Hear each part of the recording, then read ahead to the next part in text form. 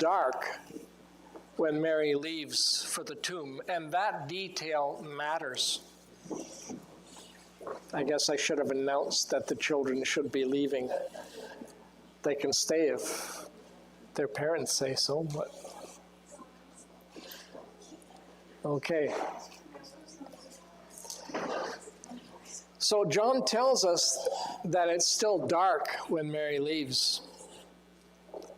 And I think it matters because the author of John, the author of the Gospel of John, he fascinates me with the stuff that you can read between the lines. That's going to be a red flag for some of you because you're going to say, well, you should never read between the lines because it's not there. But yeah, it actually is sometimes. It's hard not to be drawn into wonder about some things that John does with his writing. Sometimes it's unavoidable. One of the significant themes that runs through the gospel is the contrast between light and darkness. You'll see that in the Gospel of John and in the epistles of John.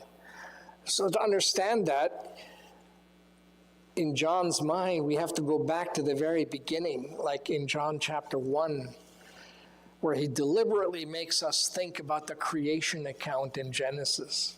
So we're making some big leaps here. John chapter 1, in the beginning was the Word, and the Word was with God, and the Word was God. Same was in the beginning with God. Go back to Genesis chapter 1 in Genesis. First of all, in the Gospel of John, Jesus is described, that word, the Logos, is described as the light of humankind. And that light shines in the darkness. Then when you go back to Genesis chapter 1, sorry, I'm ahead of myself. I just wanted to show you how often the contrast between light and darkness is found in John's writings. So when you go to 1 John chapter 1, verse 5, he says, "This is the message which we have heard from him and declare to you, that God is light, and in him is no darkness at all." So it says back in the Gospel of John, verse 5, that this light shines in the darkness, and the darkness does not comprehend it. And the word comprehend here might make you think the darkness didn't get the light. The darkness didn't understand the light. But I don't think that's what it means. When you look into it, you discover that the word comprehend here, which was a translation from the 17th century in Old English, it doesn't mean that the darkness did not understand the light, as though the issue was that the darkness wasn't smart. To talk about the intelligence of light and darkness just doesn't compute. What John is saying is far stronger than that. The darkness did not overcome or overthrow the light. In other words, the darkness does not win. The darkness does not win. That, in many ways, is the story of Easter. That is the triumph of the resurrection. The darkness does not win. So, when you think back to Genesis chapter 1, where you've got God, the Logos, the Bible tells us that it was through Jesus that the Father created the heavens and the earth, that God spoke and said, "Let there be light." And he separated the light from the dark.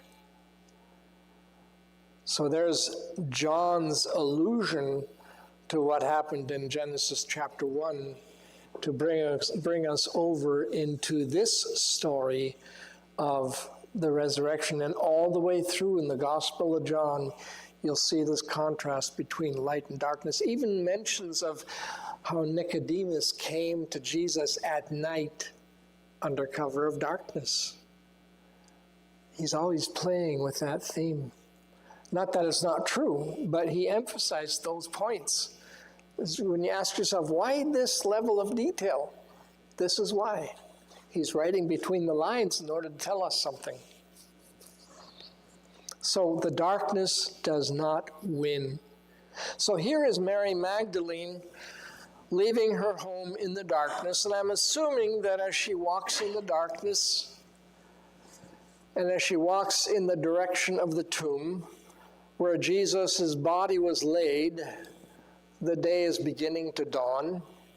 Just as you made your way to church this morning, if you joined us for breakfast, the day was dawning. I mean, had the clouds not been there, we could have watched the sun rise. It was supposed to rise at, I think, 7:12 specifically. So here the sun is beginning to show on the horizon in the east for Mary. The text doesn't tell us how long it took for Mary to get to the tomb, but I will bet she did some reflecting along the way. One is always reflective when visiting a loved one's final resting place. The memories, the regrets, and in this case, doubts, confusion. All those who had accepted his invitation to follow him were rightly convinced that he was the Messiah, the one that had been promised in the scriptures. And they knew the scriptures better than most of us. They lived as Jews to see the day when this promise of a Messiah, a conquering hero, a king, would be fulfilled. And in those predictive scriptures about a Messiah was the expectation that he would overthrow their oppressors. And the disciples believed that right up until the end. We know that because, well, they fully expected Jesus to somehow pivot along the way and reveal himself as the conqueror who would overthrow Rome. We know that because even after the resurrection, when they met him in Acts chapter 1 before he ascended into heaven, what did they ask him? Will you at this time restore to us the kingdom? They're still thinking that God's kingdom is going to be like the kingdoms that we know, what we're familiar with, where you rule in power and you put down your oppressors and you show no mercy. Well, I don't know about that last part. But whatever was going through Mary's mind, whether the sun had risen by now or not, she was still in the dark about exactly what Jesus had predicted. So here's what is between the lines when John uses the term darkness. John is not merely talking about physical light and physical darkness, not the kind of darkness that we experience if we turn out all the lights and shutter all the windows. He's talking about spiritual light, spiritual darkness, or he's at least making us think about it. In John chapter 3, verse 19, John repeats this contrast. Light has come into the world, and men love darkness rather than light because their deeds were evil. John chapter 8, verse 12, I am the light of the world. He who follows me shall not walk in darkness, but have the light of life. John 12:35, walk while you have the light, lest darkness overtake you. He who walks in darkness does not know where he is going. While you have the light, believe in the light that you may become sons of light. John chapter 12, verse 46. I have come as a light into the world, that whoever believes in me should not abide in darkness. This is the same theme that the prophet Isaiah predicts when he writes, "Arise, shine, for your light has come, and the glory of the Lord is risen upon you. For behold, the darkness shall cover the earth, and deep darkness the people. But the Lord will arise over you, and his glory will be seen upon you. The Gentiles shall come to your light, and kings to the brightness of your rising." This is not physical darkness and physical light that God is talking about. This is spiritual light and darkness, and that's what John is trying to get across to us, even with this simple message that when Mary got up to go to the tomb, it was dark. So it's fitting that this event begins in darkness.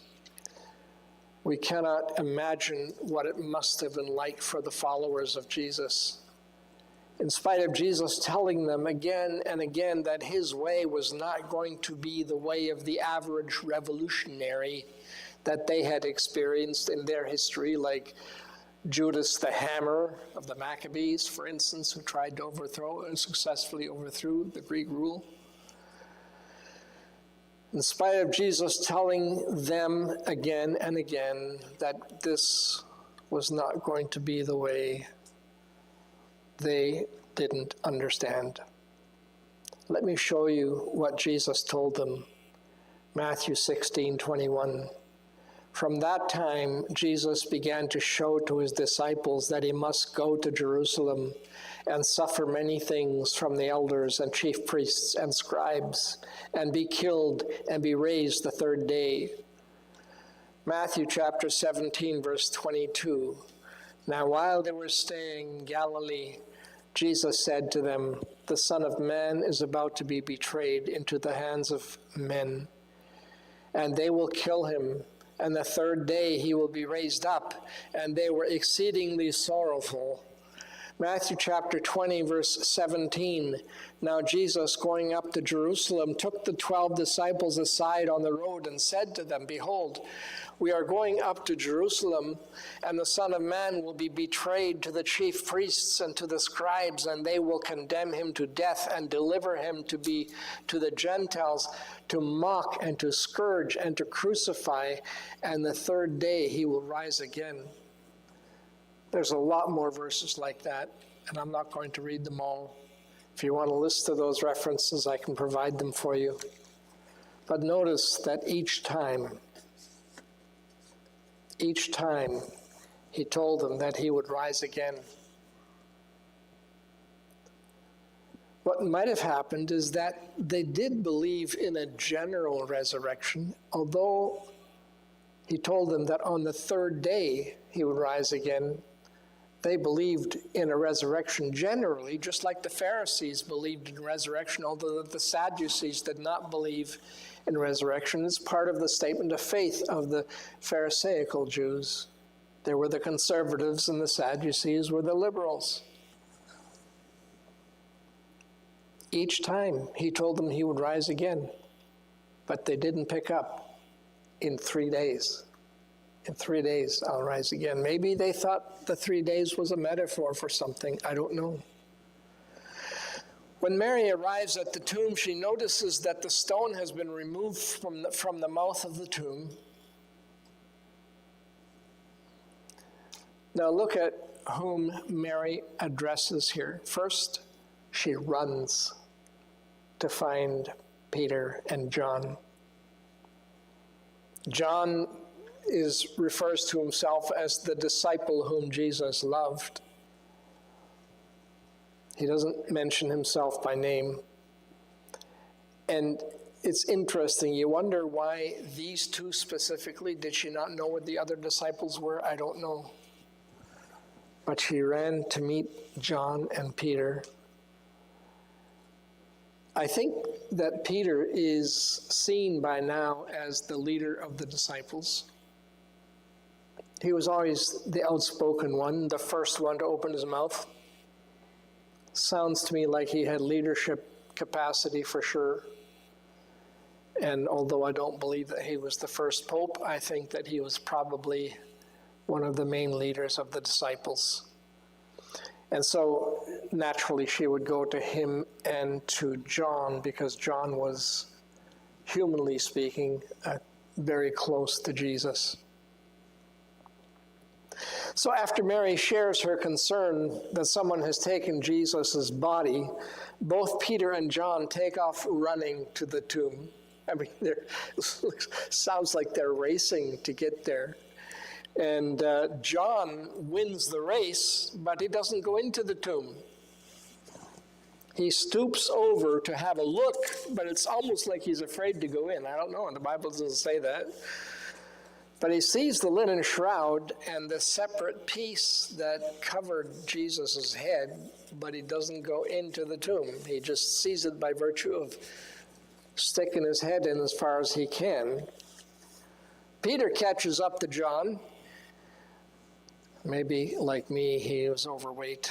I don't know. But he enters the tomb, and he also saw the shroud, but took note of the fact that the headpiece was folded up neatly in a separate place. And all of this would indicate that this was not a case of grave robbery, because grave robbers don't stick around to fold something up neatly.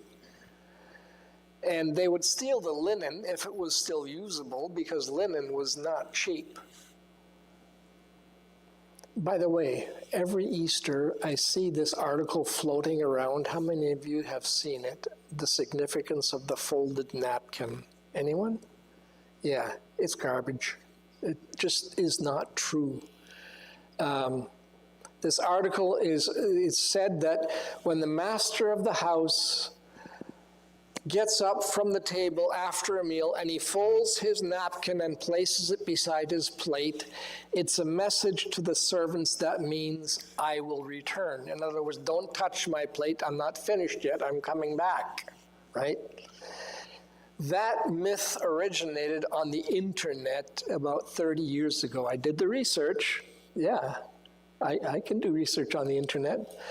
And it's a warm, fuzzy story, but it just isn't true. There's no historical evidence that they even used napkins back then, or that they had plates. I mean, I went to India and I ate food out of a leaf. So, get with the culture, man. Understand what you're talking about. But this is just a plea to not mindlessly forward everything on as if something is true. Just because it blesses your heart, it might not be true. So check it out before you share it. Anyway, that's enough of that screed. So we find Mary back at the tomb. She followed John and Peter back. And the conclusion that Mary is still coming to is that someone must have moved the body. The text tells us that John saw and believed. He saw the empty tomb, he saw the clothes, the headpiece, and he believed. Verse 9, it says, for as yet they did not know the scripture that he must rise again from the dead. And the word know also means discern. They did not yet discern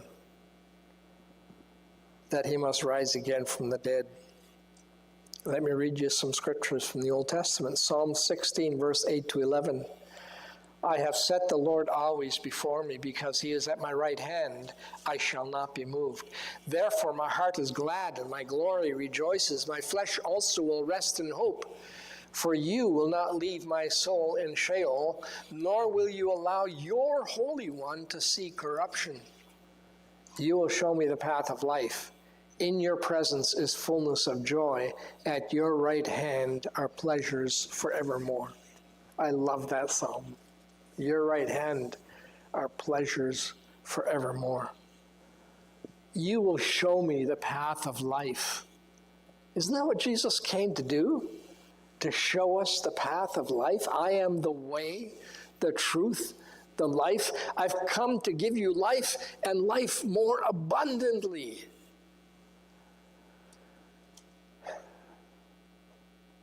I'm going to read you some quotes out of the Gospel of John, and these are not going to be on the screen. I'd like for you to just close your eyes and reflect on what you're hearing. In him was life, and the life was the light of men. For God so loved the world that he gave his only begotten Son, that whoever believes in him should not perish, but have everlasting life. Whoever drinks of this water will thirst again, but whoever drinks of the water that I give will never thirst. But the water that I shall give him will become in him a fountain of water springing up into everlasting life. He who hears my word and believes in him who sent me has everlasting life, and shall not come into judgment, but has passed from death into life. For the bread of God is he who comes down from heaven and gives life to the world. I am the bread of life. The good shepherd gives his life for the sheep. Therefore my Father loves me, because I lay down my life that I may take it again.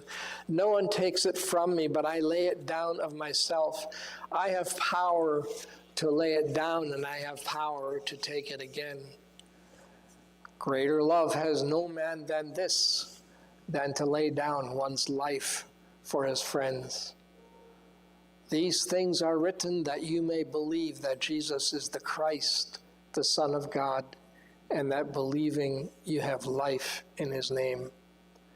And this is eternal life, that they may know you, the only true God, and Jesus Christ, whom you have sent.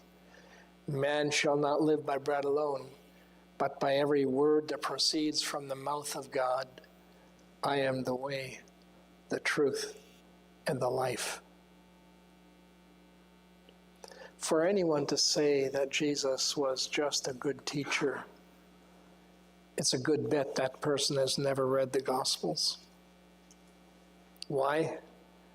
Because just a good teacher imparts knowledge that helps me to understand.